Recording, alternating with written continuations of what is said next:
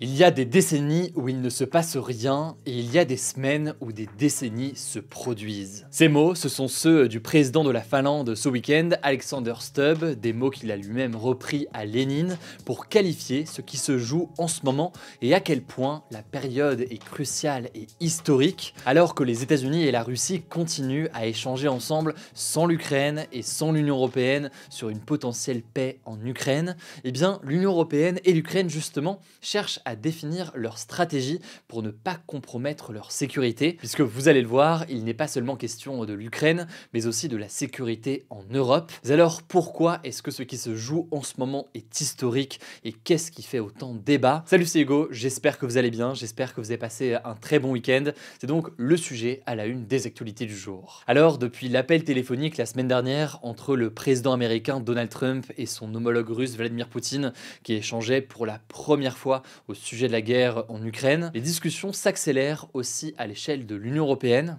Alors pendant environ 1h30, Trump et Poutine auraient convenu d'entamer des négociations, je cite, immédiates pour tenter de mettre fin au conflit, qui, je le rappelle, a débuté ou en tout cas a pris une autre ampleur avec l'invasion à grande échelle de l'Ukraine par la Russie en 2022. Sauf que dans leurs discussions, ils n'ont pas forcément précisé quel rôle tiendraient l'Ukraine et l'Union européenne dans ces pourparlers de paix, ni même d'ailleurs s'ils iraient participer. Par ailleurs, ce samedi, on peut noter qu'un autre échange téléphonique a été organisé, cette fois-ci entre le chef de la diplomatie russe Sergei Lavrov et son homologue américain Marco Rubio. Ils ont convenu de reprendre le dialogue interrompu entre les deux pays depuis l'invasion à grande échelle de l'Ukraine. Et l'objectif, selon eux, c'est d'organiser des contacts réguliers, mais aussi organiser un sommet russo-américain. Par ailleurs, Trump a indiqué que sa rencontre avec Poutine en Arabie Saoudite aurait lieu très bientôt, sans donner plus de détails dans l'immédiat. Enfin, on peut noter que des pourparlers entre le chef de la diplomatie américaine Marco Rubio et des négociateurs russes devraient se tenir en Arabie Saoudite mardi, d'après plusieurs médias. Sachant que Volodymyr Zelensky ne sera pas présent, les Ukrainiens d'ailleurs plus largement ne seront pas présents. Zelensky assure qu'il n'avait pas été mis au courant de cet échange. Alors, les États-Unis entretiennent le flou sur la place qu'ils veulent donner à l'Ukraine et à l'Union européenne sur cette table des négociations. Alors, on le rappelle avec un petit peu de contexte, depuis le début de l'invasion à grande échelle, c'est les États-Unis, mais aussi l'Union européenne qui aident ensemble principalement l'Ukraine pour faire face à la Russie. Sauf que, eh bien, les républicains et notamment Donald Trump ont été très réticents à l'idée de continuer les aides financières et militaires données à Zelensky. Et donc, depuis l'élection de Trump, on ne sait pas vraiment la place que bien Trump veut donner à l'Ukraine ou à l'Union européenne dans cette table des négociations pour la paix justement en Ukraine. Un flou donc qui est entretenu et que craint Volodymyr Zelensky, puisque le président ukrainien a déclaré, je cite, il n'y aura pas de décision sur l'Ukraine sans l'Ukraine,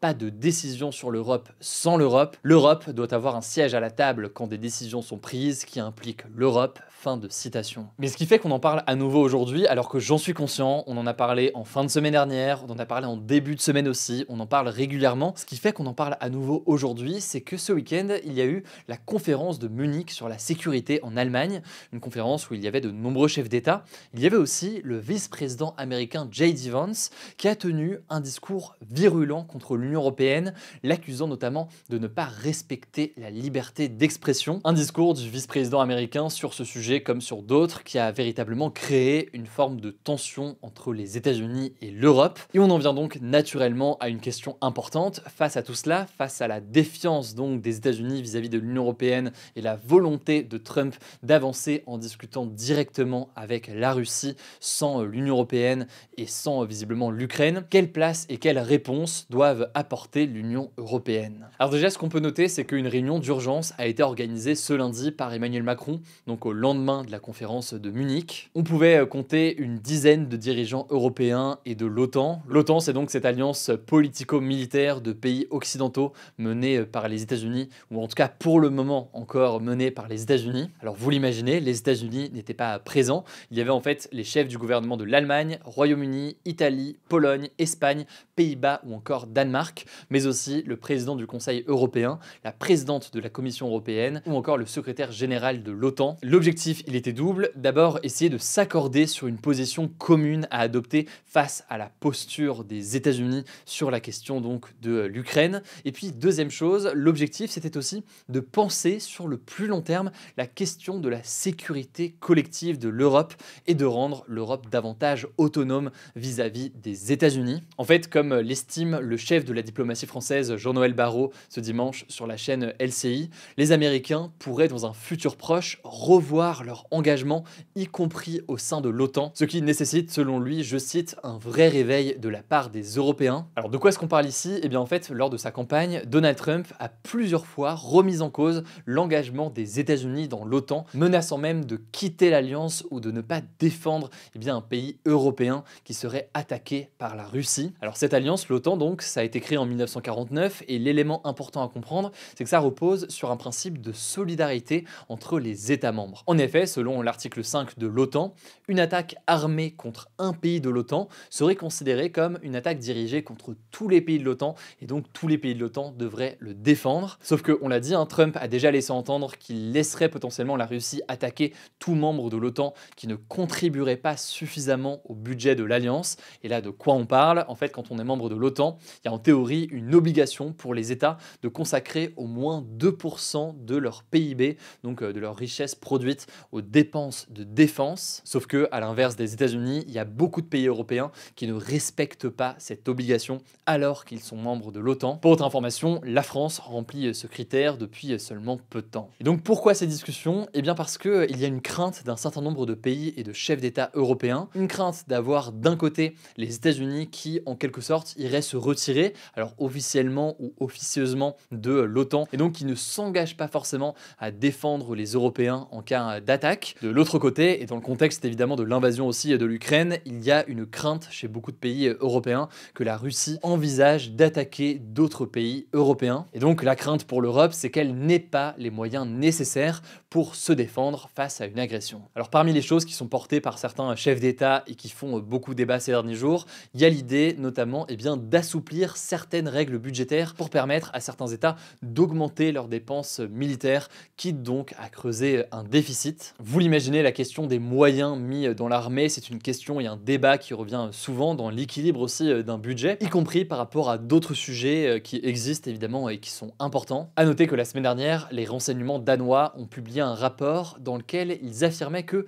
dans le cas où la Russie perçoit l'OTAN comme militairement affaiblie ou politiquement divisée, elle pourrait être tentée à l'idée de lancer une guerre à grande échelle contre l'Europe d'ici 5 ans. Alors évidemment, il faut prendre tout ça avec énormément de pincettes, mais tout de même, ça montre une forme d'inquiétude chez un certain nombre de pays européens. En tout cas, pour terminer, ce qu'on peut noter, c'est qu'il n'y a pas que l'Union européenne dans ces discussions, puisque le Premier ministre britannique Keir Starmer fait lui aussi partie des discussions, et donc il y a aussi le Royaume-Uni qui participe à ces échanges. Le Royaume-Uni qui a d'ailleurs déclaré être prêt à envoyer des soldats en Ukraine si cela s'avérait nécessaire pour assurer la sécurité de la Grande-Bretagne et de l'Europe. Mais là aussi, c'est une mesure qui fait énormément débat, y compris au sein de l'Union européenne. L'Allemagne, par exemple, a tendance à y être défavorable. Ça me semble en tout cas essentiel de faire un nouveau point sur ce sujet-là, surtout que la situation évolue beaucoup ces derniers jours. On va continuer à analyser la situation. Je vous mets des liens en description. Au passage, sur ce sujet-là, si jamais vous ne l'avez pas vu,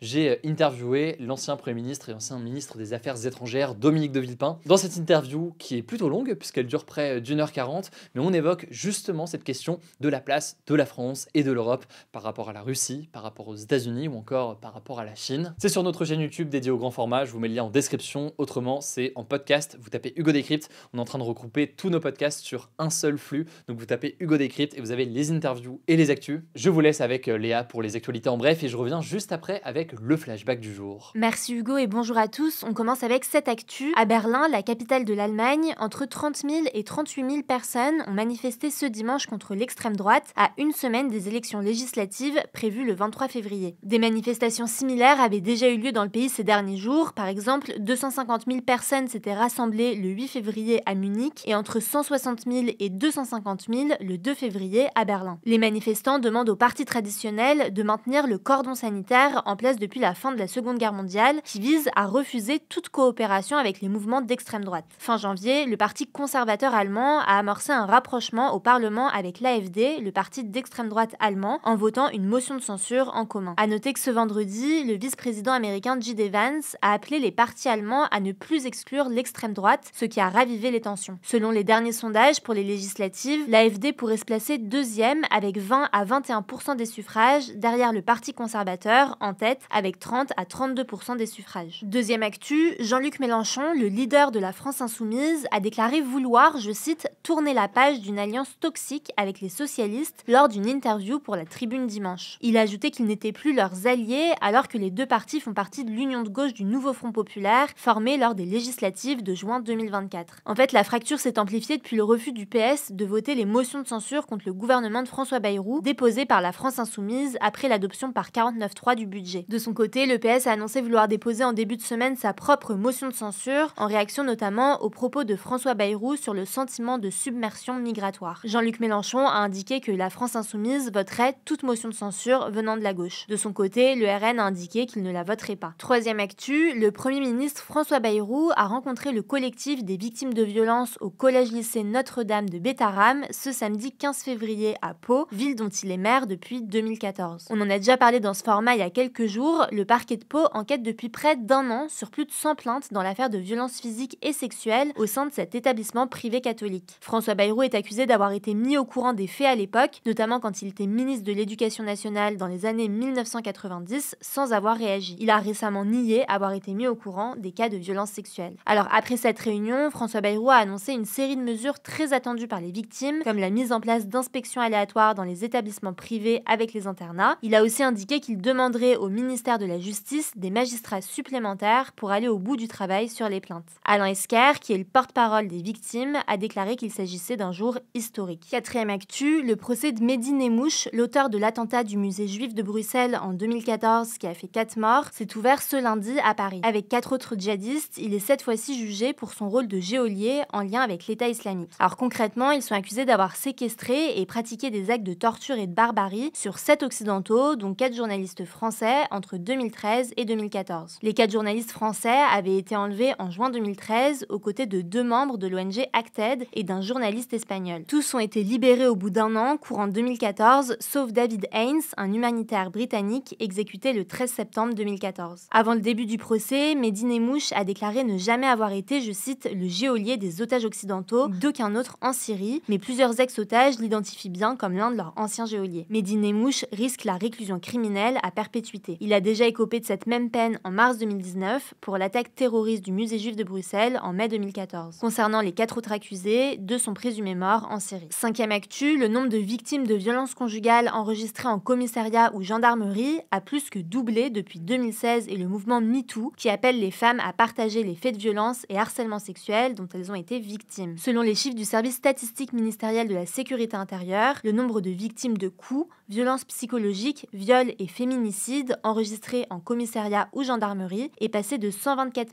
086 en 2016 à 270 711 en 2023. Près de 9 victimes sur 10 sont des femmes et près de 9 mises en cause sur 10 sont des hommes. Les 2 tiers des victimes dénoncent des violences physiques. À noter que 14% des victimes de violences conjugales ont porté plainte en 2022 selon une enquête du ministère de l'Intérieur et 43% des plaintes ont été classées sans suite en 2023 contre 34% en 2017. Au total, en 2023, près de 1200 femmes ont été victimes de tentatives de féminicides conjugaux ou de suicides forcés sur un an, soit plus de 3 femmes chaque jour. Et on finit avec cette actu culturelle, le film Emilia Pérez du réalisateur français Jacques Audiard a remporté 2 prix ce dimanche lors de la cérémonie des BAFTA 2025, qui est l'équivalent des Césars au Royaume-Uni. Il a remporté celui du meilleur film en langue non anglaise et celui de la meilleure actrice dans un second rôle pour la prestation de Zoé Saldana. À noter que le film est en pleine polémique suite à d'anciens tweets à caractère raciste et islamophobe de la part de son actrice principale, Carla Sofia Gascon.